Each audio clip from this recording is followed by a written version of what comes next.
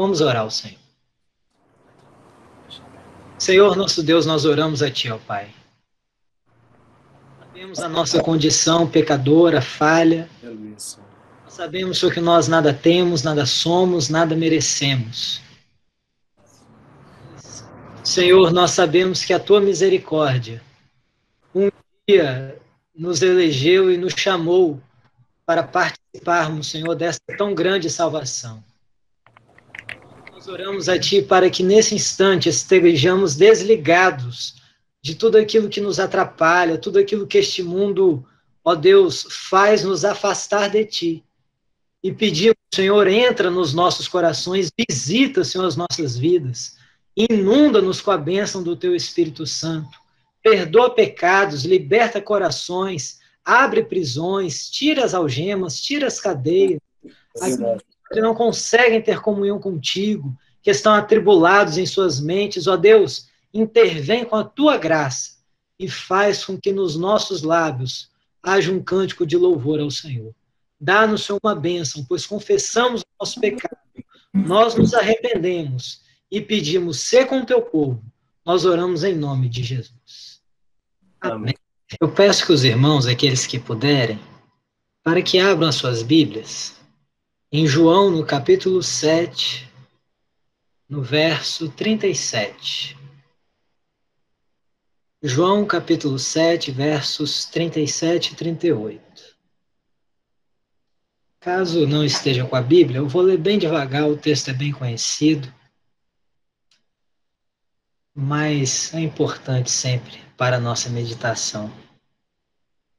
Que diz assim o texto: no último dia, o grande dia da festa, Jesus pôs-se de pé e clamou: se alguém tem sede, venha a mim e beba. Quem crê em mim, como diz a Escritura, do seu interior fluirão rios de água viva. Louvado seja Deus. Meus irmãos, nessa passagem de João 7,37, Jesus está na chamada Festa dos Tabernáculos. E havia em Israel 3 grandes festas. Festas que faziam com que o povo peregrinasse até Jerusalém. Era a festa da Páscoa, a festa do Pentecostes e a festa dos Tabernáculos. O povo rumava até Jerusalém e ia com grande alegria, porque tinha um aspecto histórico-cultural muito interessante nessa festa. Os israelitas lembravam do tempo ao qual eles tinham habitado em cabanas, em tendas, em tabernáculos no deserto, mas como Deus os conduziu com mão forte até a terra prometida. Essa festa também se dava no momento da colheita. Então havia grande alegria no meio do povo, havia sacrifícios, havia a oferta daquilo que eram o de melhor que eles tinham colhido, que de melhor eles tinham alcançado através das bênçãos do Senhor. Era uma festa cercada de muita alegria. Era uma festa que rememorava grandes vitórias. É uma festa que rememorava uma grande bênção da parte de Deus na vida daquele povo. A libertação no Egito, o sustento no deserto, a entrada na terra prometida. Eles habitavam em cabanas e festejavam em Jerusalém. O texto fala assim: e no último dia, o grande dia da festa. Por que esse texto diz assim, o grande dia da festa? Essa festa se dava em 7 dias. 7 dias eles habitando em cabanas. Em cada um desses dias, acontecia que o sumo sacerdote, ele vinha com uma bacia de ouro, ele colhia a água do tanque de Siloé, e ele ia caminhando naquela alegria que o povo tinha, né? Naquela caminhada, naquele festival de bênçãos e de aleluias ao Senhor. O povo seguia o sumo sacerdote, que tirava a água do tanque de Siloé e derramava perante o altar de Deus. E enquanto ele fazia isso, todo o povo louvava ao Senhor, conforme diz Isaías no capítulo 12. E com alegria tirareis águas das fontes da salvação. Então o povo tirava, né, o sumo sacerdote tirava a água, caminhava pelas ruas da cidade, derramava aquela água e todo o povo glorificando a Deus. Com alegria tirareis águas das fontes da salvação. Mas o texto fala para nós que o último dia era o grande dia da festa. E isso tinha um motivo. Porque se nos outros dias o sumo sacerdote fazia esse ato uma vez, no grande dia, o último dia da festa, ele fazia 7 vezes. Por 7 vezes o sumo sacerdote ia até o tanque de Siloé, colhia a água e derramava perante o altar de Deus. Ia no apogeu da festa, no ápice da alegria, no maior momento de festividade, no pináculo, no momento mais importante, e que tinha esse significado de tirar as águas das fontes da salvação, porque essa festa também tinha um caráter messiânico. Ela anunciava a vinda do Messias, a vinda do Salvador. É exatamente nesse momento que Jesus ele levanta-se, ele põe-se de pé e diz: se alguém tem sede, venha a mim e beba. Ó, meus irmãos, que coisa gloriosa é saber que Jesus está no meio de um povo que adora ao seu nome. Na exposição dessa passagem, é importante nós vermos que o que mais chama atenção é o senso de alarme de Jesus em querer salvar o pecador. Isso fica claro por causa de um motivo. Quando você está com sede, quem está sedento, tudo o que você mais quer é o quê?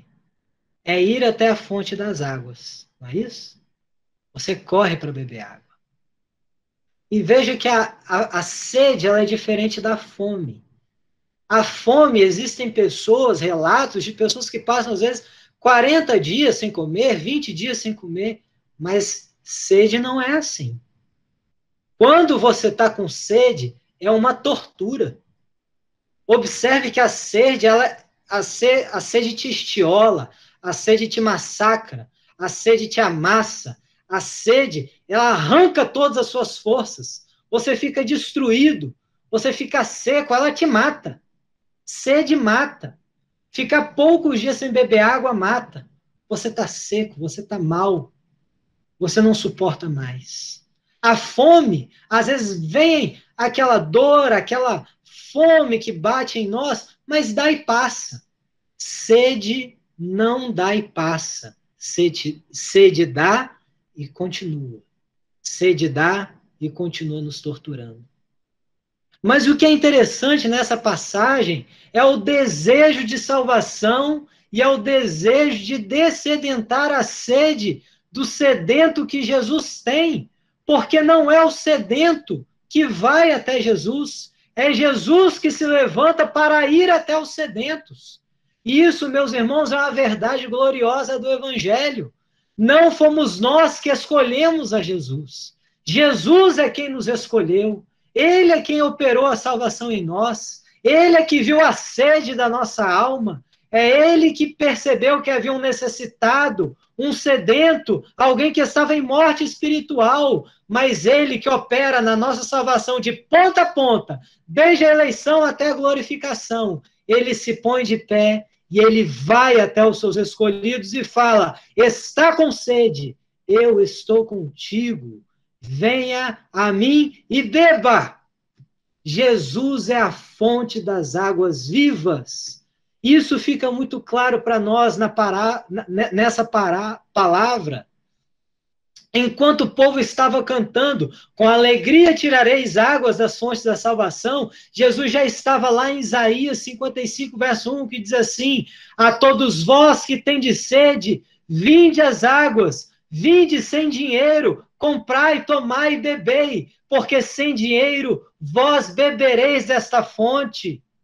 Jesus é a fonte que ele falou com a mulher samaritana logo um pouco atrás, em João, no capítulo 4, porque aquele que beber da água que eu lhe der, nunca mais terá sede, mas se fará nele uma fonte que jorra, que salta para a vida eterna. Jesus é esse manancial de vida, Jesus é esse manancial que sacia a sede da nossa alma.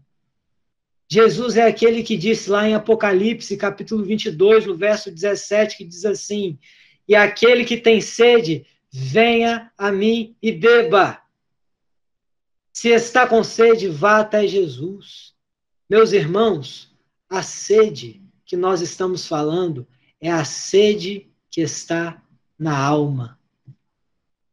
Talvez nós estejamos falando aqui com irmãos que estão há alguns dias cansados, alguns dias torturados, alguns dias com muita sede.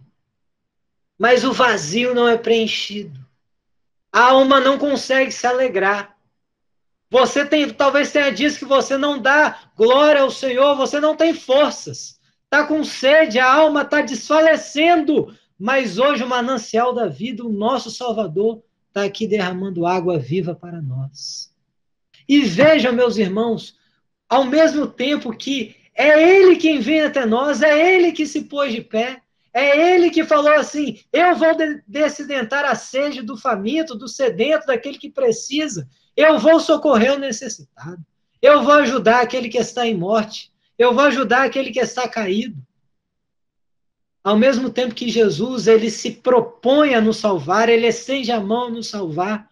O texto é maravilhoso quando ele diz assim: se alguém tem sede, venha a mim e beba. Olha que coisa gloriosa. Ao mesmo tempo em que Jesus ele estende a mão para ajudar, ele se mostra como manancial da vida, aqui também mostra a nossa responsabilidade de beber desta água, de ir até ele, de chegar até ele, de confessar até ele, de nos derramarmos perante ele. Meus irmãos, Deus tem para nós saciar a sede da nossa alma. Veja que o convite dele é um convite pessoal. Venha a mim e beba. Venha a mim. E quando nós, meus irmãos, estamos nessa reunião santa de servos do Senhor, nós não estamos aqui proclamando o nome de uma religião, nós não estamos aqui levantando a bandeira de uma corrente doutrinária, nós não estamos aqui para falar de uma teologia que nós aprendemos, nós estamos aqui porque nós queremos nos relacionar com Jesus. Se alguém tem sede, venha a mim e beba. Até Jesus. O relacionamento que ele quer ter com você, que ele quer ter comigo, é pessoal. Vá até ele. Jesus está hoje dentro da sua casa. Jesus está hoje dentro das nossas famílias. E essa fonte está jorrando sobre nós. Vá a ele e beba. Veja que Jesus não disse assim: venha a mim e examine a água. Venha a mim e só olhe para a água. Nós temos a responsabilidade de beber desta fonte. Nós temos, meus irmãos, uma fonte inesgotável na palavra de Deus, nos meios de graça, nos louvores, nas bênçãos celestiais. Deus, ele tem muitas maneiras de saciar a sede da nossa alma. Às vezes a sua alma está gritando: eu estou com sede. E você passa os seus dias ansioso, depressivo, angustiado, a sua alma está gritando: eu estou com sede, eu estou com sede. Mas louvado seja Deus. E nós temos essa certeza, meus irmãos: Jesus está aqui descedentando a sede de cada lar, de cada família, cada criança, cada idoso, cada adolescente, cada jovem, cada um aqui pode dizer: eu estou me saciando da água da vida. E olha o que o Senhor Jesus ainda falou para aquele povo, porque quem crê em mim, como diz a Escritura, rios de águas vivas fluirão do seu interior. O primeiro ensinamento para nós é que Jesus disse assim, quem crê em mim, conforme a Escritura. A Bíblia para nós é um manual de salvação. A Bíblia para nós é a nossa fonte. Nela nós encontramos Jesus. A Escritura tem tudo o que nós precisamos para que essa sede da nossa alma seja saciada. Porque muitos dizem que conhecem a Jesus, mas conhecem a Jesus conforme as Escrituras? Servem a Jesus conforme as Escrituras? Estão andando nos caminhos do Senhor conforme a Escritura? Quem crê em mim, como diz a Escritura, isso aqui é glorioso. Do seu interior fluirão rios de água viva. Observe uma coisa.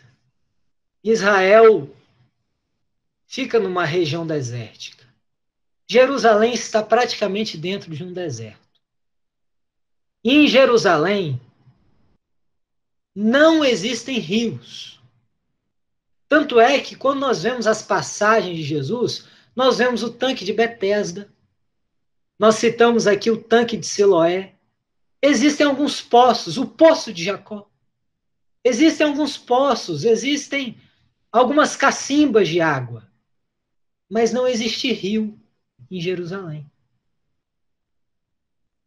E falar que rios de água viva fluiriam do interior é dizer para aquele povo algo de muita esperança. Porque é muito diferente você olhar para uma poça de água, para uma cacimba de água lodocenta, cheia de lodo, de água parada, e você olhar aquele rio vivo, aquele rio caudaloso, aquele rio profícuo, protuberante, cheio, que manifesta a força das suas águas. É muito diferente você olhar para um poço, você olhar para um rio.